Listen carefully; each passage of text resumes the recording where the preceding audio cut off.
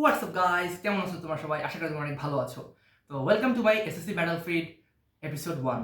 So এই এপিসোডগুলোতে আমি আমার এসএসসি জার্নি শেয়ার করব, যাতে তোমরা এসএসসি পরীক্ষাকালীন যে ভয়গুলো তোমার মধ্যে কাজ করতেছে এই ভয়গুলোকে কাটিয়ে উঠতে পারো এবং তোমার এসএসসি পরীক্ষার জার্নিটা যেন অনেক সুগম হয় এবং অনেক স্মুথ হয়। But who am I? Hello guys, আমি শুভদীপ সিংহ।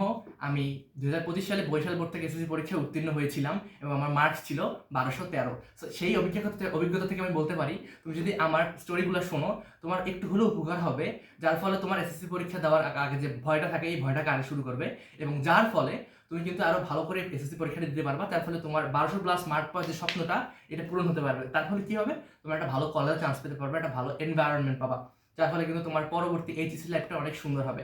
সো বেশি কথা না বলে আজকে আমার ভিডিওটা শুরু করা যাক। তোমাদের এসএসসি পরীক্ষার মাত্র 1 মাস সময় বাকি আছে।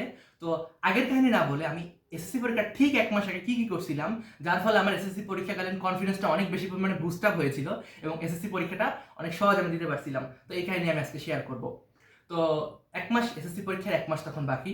তো আমার মধ্যে অনেক কনফিউশনস ছিল, আমরা কিন্তু 2019 সালের পিএসসি ব্যাচ ছিলাম। তো 2019 সালে আমরা পিএসসি পরীক্ষা দিচ্ছি, তারপর কিন্তু আমাদের জেএসসি পরীক্ষাটা হয় নাই, যার ফলে আমরা কিন্তু ওভাবে বড় পরিসরে কোনো পাবলিক পরীক্ষা অংশগ্রহণ করিনি। কিন্তু তোমরা অবশ্যই এর মধ্যে জানো যে এসএসসি পরীক্ষা কিন্তু তোমাদের role registration number fill up করতে হয়, বৃত্ত ভরাট করতে হয়, তারপরে তোমাদের একটা অ্যাটেন্ডেন্স শিটে স্বাক্ষর করতে হয়। তো এগুলো তোমাদের কাছে অনেক হ্যাসেল মনে হতে পারে, বাট যারা আসলে জেএসসি পরীক্ষা পর্যন্ত দিচ্ছে তাদের কিন্তু এটা হ্যাসেল মনে হয় নাই। বাট আমরা অনেক দুর্ভাগ্যবাদ যে আমরা জেএসসি পরীক্ষাও দিতে পারিনি। বাট তোমরা কিন্তু পিএসসি জেএসসি দুটো একটাও দিতে পারো নাই। তোমাদের জন্য আরো বেশি পরিমাণে আমার খারাপ লাগতেছে। যাই হোক, এসএসসি পরীক্ষার ঠিক 1 মাস আগে আমি ইউটিউবে বিভিন্ন গাইডলাইন ভিডিও দেখা শুরু করে দিই, যে এসএসসি পরীক্ষার হলে আমাদের টিচাররা কীরকমভাবে গাইডলাইন দিবেন, অথবা আমাদের কী কী করণীয় আছে এসএসসি পরীক্ষার হলে, আমাদের কীভাবে রোল রেজিস্ট্রেশন নাম্বার ঠিক মতো ফিল আপ করতে হবে, কীভাবে বৃত্তগুলো ভরাট করতে হবে, তাড়াহুড়ো করা যাবে না, এই বিভিন্ন ইনস্ট্রাকশন আমাদের দেওয়া হয়েছিল।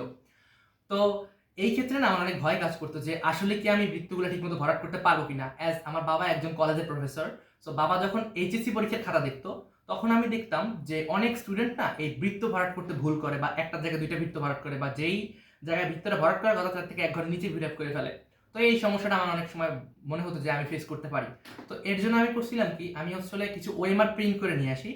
ওএমআর প্রিন্ট করে নিয়ে আসার পরে আমি ওইগুলো দাগানো প্র্যাকটিস করি যে বৃত্তটা কিভাবে ভরাট করতে হয়, তাড়াতাড়ি বৃত্ত ভরাট করতে হয়। তো এর জন্য আমি বল পয়েন্ট কলম ইউজ করছিলাম, যেটা ম্যারাডোর হাই স্কুলের কলম দিয়ে আমি মূলত লিখি। বাট বল পয়েন্ট কলম যেগুলো আছে সেগুলো দিয়ে আসলে বৃত্ত ভরাট করাটা অনেক ইজিয়ার হয়, কারণ ওগুলো হচ্ছে মোটা কালির পরে আর কি। তারপর আসি একাডেমিক বিষয় নিয়ে।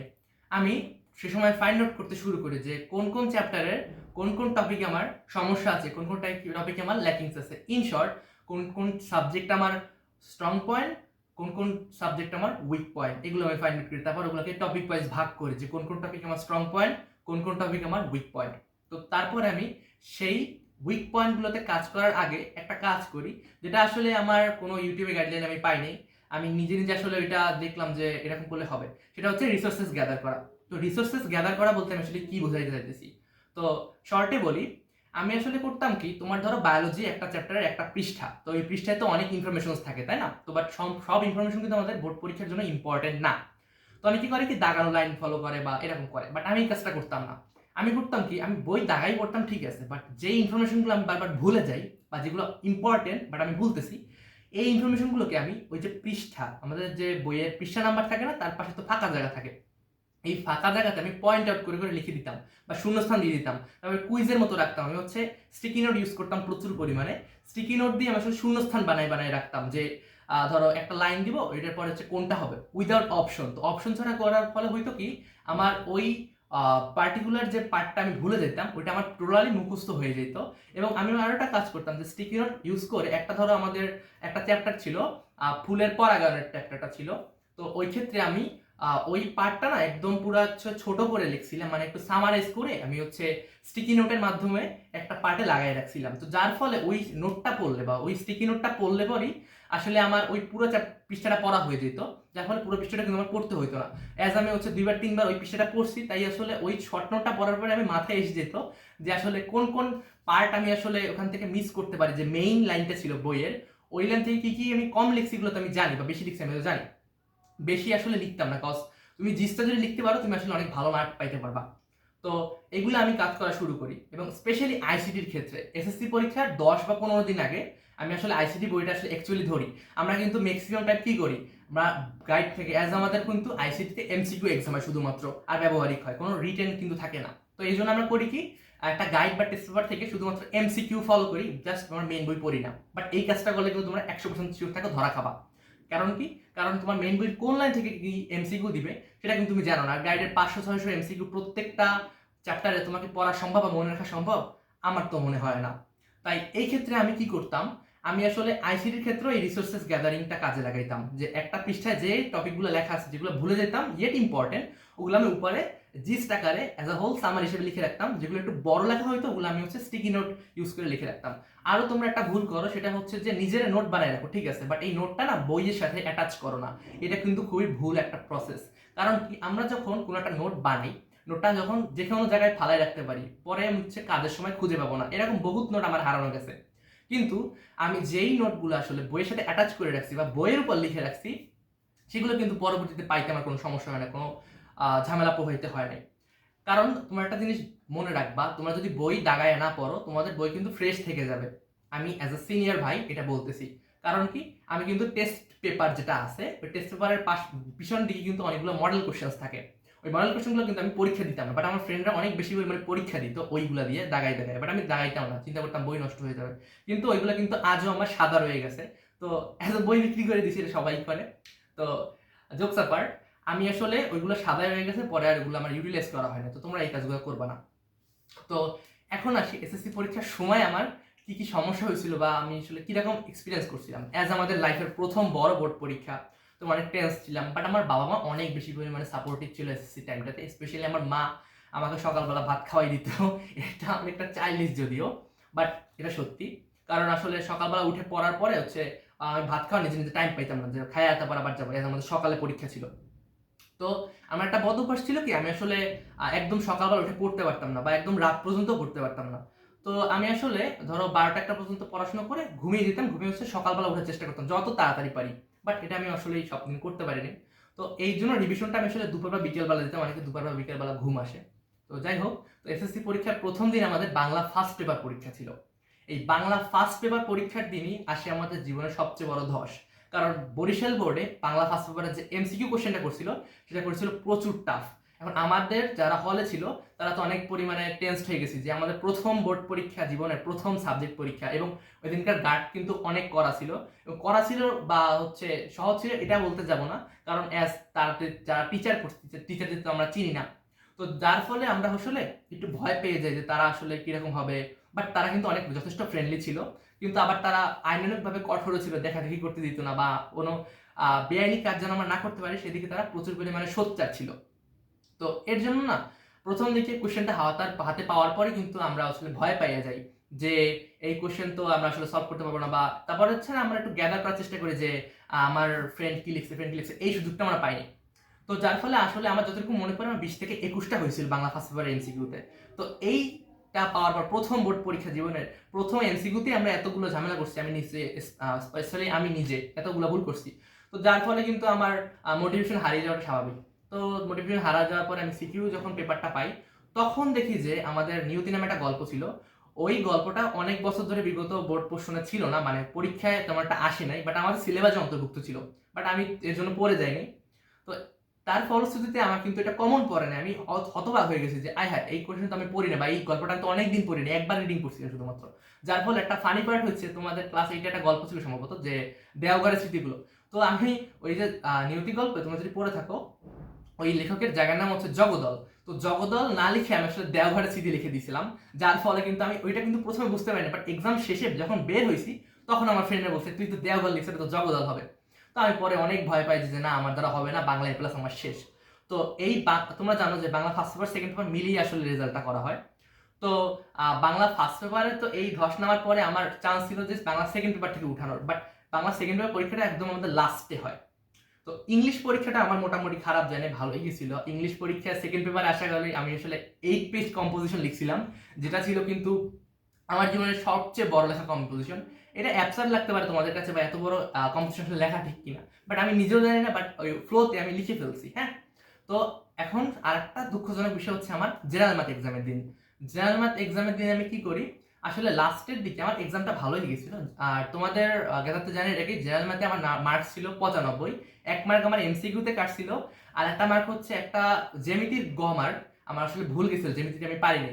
আমি জ্যামিতিটা সকালবেলাও দেখে গেছি, বাট এক্সাম হলে আমি জ্যামিতিটা ভুলে গেছি, মানে চিত্রটা একটু ঘুরাই দেওয়া ছিল, মানে আমি পড়ে গেছি যে এইভাবে, আর চিত্রটা একটু এটা ঘুরাই দেওয়া ছিল, দ্যাটস ওয়াই কিন্তু চিত্রটা আমি ধরতে পারি নাই, এর জন্য কিন্তু আমি চিত্রটা মিলাতে পারিনি। কিন্তু বাসায় এসে জ্যামিতিটা কোনটা কোনটা আমি কিন্তু জ্যামিতি সবই পড়ছি, জ্যামিতি খুব ভালো করে পড়ছিলাম, কারণ জ্যামিতিতে কিন্তু তোমরা এসএসসি যারা স্টুডেন্ট আছো তারা প্রচুর পরিমাণে প্যারা খাও। কেন? কারণ জ্যামিতি তোমরা মুখস্থ করতে চাও, জ্যামিতি আসলে খুবই মজা করে পড়ার একটা বিষয়। তো আমার কিন্তু এসএসসির হায়ার ম্যাথ জেনারেল ম্যাথের জ্যামিতি নোট করা আছে, তোমরা যদি চাও তাহলে আমি এটা নিয়ে ভিডিও বানাবো, এবং তোমরা অবশ্যই কমেন্ট ডাউন করবা তো তোমাদের আসলে কোন কোন সাবজেক্টে ভয় কাজ করতেছে বা কোন সাবজেক্ট কিভাবে প্রিপারেশন নিলে তুমি ভালো মার্ক পাইতে চাও, এটা তোমরা জানতে চাও, তাহলে অবশ্যই কমেন্ট করবে, আমি সামনে ভিডিও বানাবো। তো যাই হোক, তো এই জ্যামিতিটা বাসায় এসে খোঁজার পর দেখলাম যে এটা তো এই জ্যামিতি, তারপরে অনেক ভয় লাগে, এবং আমি একটা ভুল কাজ করতাম কি, আমি এসএসসি পরীক্ষা দিয়ে আসার পরে আবার এই কোশ্চেনটা নিয়ে ঘাটাঘাটি করতাম, সবাই কাজটা করে, বাট আসলে করা উচিত না, যে আমার কয়টা এমসিকিউ হয়েছে কয়টা হয়েছে, যদি দেখো তোমার অনেক কম হয়েছে, আমি বললাম না আমার 20 থেকে 21টা হয়েছে বাংলা ফার্স্ট পেপার, এটা কিন্তু আমি জাস্ট বিভিন্ন প্ল্যাটফর্মের যে সলিউশন ছিল ওই সলিউশনটা দেখে বুঝছি যে আমার 20 থেকে 21টা হয়েছে, তো আমার কিন্তু অনেক মোটিভেশন হারাই গেছিল তখন, আর আমাদের জেনারেল ম্যাথ এক্সামের পরেও কিন্তু মোটিভেশন হারাই গেছিল, কিন্তু তারপর আমি হার মানি নাই। কিন্তু আবার হচ্ছে আমার সবচেয়ে যে দুর্বল পার্টটা ছিল সেটা হচ্ছে বিজিএস এ, কারণ আমি বিজিএস এ হচ্ছে সালটা মনে রাখতে পারতাম না বা লিখতে আমার সমস্যা হতো, কারণ বাংলা বিজিএস বা যে জেনারেল সাবজেক্টগুলো আছে এই জেনারেল সাবজেক্টগুলো কিন্তু অনেক প্রচুর পরিমাণে লেখা থাকে, এই লেখাগুলো কিন্তু আমি লিখতে পারতাম না, বাট আমার হাত ব্যথা করতো। তো এর জন্য না তোমরা তো হচ্ছে যারা শহরে থাকো তাদের এক্সাম ব্যাচ আছে, বাট আমি কিন্তু মফস্বলের স্টুডেন্ট ছিলাম, দ্যাটস ওয়াই কিন্তু আমি কোনো এক্সাম ব্যাচে ভর্তি হতে পারিনি এভাবে, আমাদের এখানে কোনো কোচিং সেন্টার এভাবে ছিল না, তো আমি বাসায় বসে বসে এক্সাম দেওয়াটা অনেকে প্রেফার করে, বাট আমি এটা পারতাম না, যার ফলে কিন্তু আমার হাতের লেখাটা মোটামুটি থাকলেও আমি ওইভাবে না টাইমের মধ্যে লিখে কুলাতে পারতাম না, যার ফলে বাংলা ফার্স্ট পেপার দিনে আমার সমস্যা পোহাইতে হয়েছে, ধর্মের দিনও সমস্যা পোহাইতে হয়েছে, এবং হচ্ছে আমার বিজিএস পরীক্ষার দিনে কিন্তু সমস্যা পোহাইতে হয়েছে। বাট বিজিএস পরীক্ষার দিন এমসিকিউটা আমাদের অনেক টাফ করে, আমাদের বোর্ডে এবং কুমিল্লা বোর্ডে স্পেশালি অনেক টাফ করে, তো যার ফলে আমার 25 থেকে 26টা এমসিকিউ হয়েছিল। তো বিজিএস আমার মার্কস ছিল 90, দ্যাট মিনস আমি হচ্ছিল ওখানে 64 মার্কস পেয়েছিলাম হচ্ছে রিটেনে, যেটা কোয়াইট সারপ্রাইজিং, কিন্তু আমি আরো বেশি পাইতে পারতাম যদি আমি আসলে ভালো করে লিখতে পারতাম। তো এর জন্য তোমাদের কাছে আরেকটা টিপস থাকবে, তোমার বাসায় বসে বেশি বেশি সিকিউ প্র্যাকটিস করবা, যে একটা সিকিউ লিখতে তোমার কতটুকু টাইম লাগে, প্লাস তোমার উদ্দীপক পড়ে ওই সিকিউটা বুঝা, জাস্ট নট লেখা, তুমি জাস্ট সিকিউটা বুঝবা যে উদ্দীপকে কি চাইছে, তুমি যদি বেশি বেশি প্র্যাকটিস করো না, ওই উদ্দীপকের একটা লাইন দেখে তুমি বুঝে যাবে যে আসলে কোনটা চাইছে, স্পেশালি ফর বাংলায় কিন্তু ঘুরে পেঁচে তেমন একটা দেয় না। তো তারপরে ধর্ম পরীক্ষার দিন আমি সবচেয়ে জীবনে বড় ভুলটা করি, সেটা হচ্ছে লুজ আওলায় ফেলানো। সেটা কি হয়েছে, মানে আমাদের তো তোমার নর্মাল যে পরীক্ষাগুলো দাও সেগুলো তো লুজ হচ্ছে একটা একটা শিট করে দেয়, বাট আমাদের হচ্ছে 4-5টা কাগজ মিলে যাচ্ছে একটা করে লুজ ছিল, তো ওই লুজগুলো হচ্ছে নাম্বার দিয়ে রাখতাম, অন্য সেলাই দিত লাস্টে, পিন আপ করার কোনো সিস্টেম নাই আসলে বোর্ড পরীক্ষায়। তো আমি করছিলাম কি, আমার 3টা লুজ নেওয়া হয়েছিল, তো আমি আসলে লুজের সিকোয়েন্স করছিলাম 3-1-2, মানে কোনো সিকোয়েন্সই ঠিক নাই। তো তারপর হচ্ছে পরীক্ষার মাত্র 10 মিনিট বাকি, এখন কি করবো, এমনিই তো 7টা সৃজনশীল লিখে হচ্ছে মানে আড়াই ঘন্টার সময় প্রায় শেষ হয়ে যায়, পরীক্ষার টাইম প্রায় শেষ হয়ে যাচ্ছিল, তারপর আমি 10 মিনিট আগে লেখা কোনো রকম শেষ করতে পারি, যে দেখতেছি সময় নেই, বাট আমি যে লুজ আওলায় ফেলছি আমি অনেক প্যানিক করে যে হ্যাঁ আমি শেষ, আমি ফেল, আমি ধর্মে কিছু করতে পারবো না, আমার আবার পরীক্ষা দেওয়া লাগবে, মানে এরকম একটা মেন্টালিটি আমার মধ্যে কাজ করতেছিল। যাই হোক, তো তারপর আমি আমার ফ্রেন্ডসরা অনেক সহযোগিতা করছে, আমাকে মেন্টাল সাপোর্ট দিয়েছে, তো আমি হচ্ছে আমার কাছে তো কেচি ছিল না, স্টিলের স্কেল নিয়ে আমি হচ্ছে কাইটটা আবার বলছে আবার সেলাই করে দেন। সারপ্রাইজিংলি আমার আবার লুসে সিকোয়েন্সে ভুল হয়, তখন খুব সম্ভবত 2-3-1 হয়ে গেছিল, তার মানে একটাও ঠিক নাই, মানে একটা আগে তো হচ্ছে 1-2 মানে সরি 3-2-1 ছিল, মানে কিছু তো হচ্ছে মিলতো, বাট এখন কিছুই মিল নাই, কিছুই যেহেতু মিল নাই তখন আমি আরো হতাশ হয়ে যাই, হ্যাঁ কি হবে, তখন পরীক্ষার 1 মিনিট বাকি, তখন আমার যে হলের স্যার ছিল উনি অনেক কোর্ডিয়াল ছিল, উনি হচ্ছে আমাকে আর একটা সুযোগ দিচ্ছে যে না, তারপর হচ্ছে আমি সেলাইটা উনার করছে করার পর আমি মিলেছি, পরে দেখলাম যে না ঠিক আছে, তো এই 3বার লুজ আলানোর পরে কিন্তু আমি অনেক ভিতর থেকে ভেঙে যাই, কিন্তু ওই স্যারকে আমি আসলে আজকেও কৃতজ্ঞতা জানাই, যে উনি না থাকলে কিন্তু আমি A+টা পাইতে পারতাম না, গোল্ডেন A+ কিন্তু আমার মিস চলে যেত শুধুমাত্র ধর্মের জন্য, এবং E+ও মিস চলে যেতে পারতো, কারণ এজ আমাদের হচ্ছে সৃজনশীল প্রশ্নে ওই সিকোয়েন্সটা আওলাই গেছিল। এখন আসি হায়ার ম্যাথ পরীক্ষার দিন। হায়ার ম্যাথ পরীক্ষার দিন কিন্তু পানির ম্যাথ পরীক্ষাটা আমার অনেক ভালো হয়েছিল, এবং হায়ার ম্যাথের প্রিপারেশন কিন্তু আমার অনেক ভালো হয়েছিল। হায়ার ম্যাথে কিন্তু আমার একটা টোটাল গুছানো নোট আছে, তো তোমরা যদি এই নোটটা চাও তাহলে অবশ্যই কমেন্ট ডাউন বিলো করো নোট, আমি কিন্তু হায়ার ম্যাথ নিয়ে স্পেসিফিকলি তোমাদের জন্য ভিডিও বানাবো, যে হায়ার ম্যাথের প্রিপারেশন তোমরা কিভাবে নিলে তোমরা আরো ভালো করে ইউটিলাইজ করে মানে ভালো মার্ক পেতে পারো। তো এটা আমি তোমরা যদি চাও আমি বানাতে পারি, তো কমেন্ট ডাউন। এখন আসি আমাদের লাস্ট পরীক্ষাটা ছিল বাংলা সেকেন্ড পেপার। তো বাংলা সেকেন্ড পেপার অ্যাজ আমি বলছি আমার বাংলা ফার্স্ট পেপার পরীক্ষাটা অনেক খারাপ গেছে। তো বাংলা সেকেন্ড পেপার পরীক্ষাটার দিন আমার হয় কি, আমি আসলে দেখি যে কোশ্চেন আমার কমন পড়ছে। এমসিকিউতে বাংলা সেকেন্ড পেপার 29টা হয়েছিল, যার ফলে কিন্তু আমি অনেক মানে 29 হয়েছে বলতে কি আমি হচ্ছে যখন দাগাচ্ছিলাম তখন আমি শিওর ছিলাম যে আমার মোটামুটি 30টার মতো হবে, বাট একটা মিস্টেকের কারণে আমার একটা ভুল গেছিল। যাই হোক, তো ওইখানে ছিল আমার মার্ক তোলার সর্বোচ্চ চেষ্টা। আমি রচনা টচনা খুব মোটামুটি আমি আমার লিখতে পারি না, আমি আগেও বলছি যে আমি তেমন একটা কিন্তু লিখতে পারি না। তো এর জন্য আসলে আমার রচনা তেমন একটা পেজ হয় 12 বা 13 পেজ হয়েছিল, আমার ফ্রেন্ডরা কিন্তু অনেক পেজ করে লিখছে। তো তার ফলে আমি একটু হতাশ হয়ে যাই। বাট যখন আমি এসএসসি পরীক্ষার রেজাল্টটা হাতে পাই তখন আমি কিন্তু অনেক সারপ্রাইজ ছিলাম যে আসলে আমি বলছি যে আমি ধর্ম, বিজিএস আর হচ্ছে বাংলা জেনারেল সাবজেক্টগুলো আছে এগুলো নিয়ে অনেক বেশি পরিমাণে ভীত ছিলাম যে আসলে আমার A+ আজও আসবে কিনা। তো পাওয়ার পরে আমি অনেক খুশি হয়েছিলাম। তো এই ছিল আমার মোটামুটি এসএসসি জার্নি। তো তোমাদের কোনো কোয়েশ্চেন্স থাকলে বা পরবর্তী প্র্যাকটিক্যাল এক্সাম নিয়ে তোমাদের যদি কোনো কোয়েরি থাকে তুমি আমাকে কমেন্টে জিজ্ঞেস করতে পারো, বা তোমাদের যদি কোনো স্পেসিফিক গাইডলাইন ভিডিও লাগে বা কোনো স্টোরি টাইপ ভিডিও লাগে তোমরা অবশ্যই কমেন্ট আর বিলো করবে। তো ভালো থাকো সবাই, গুড বাই।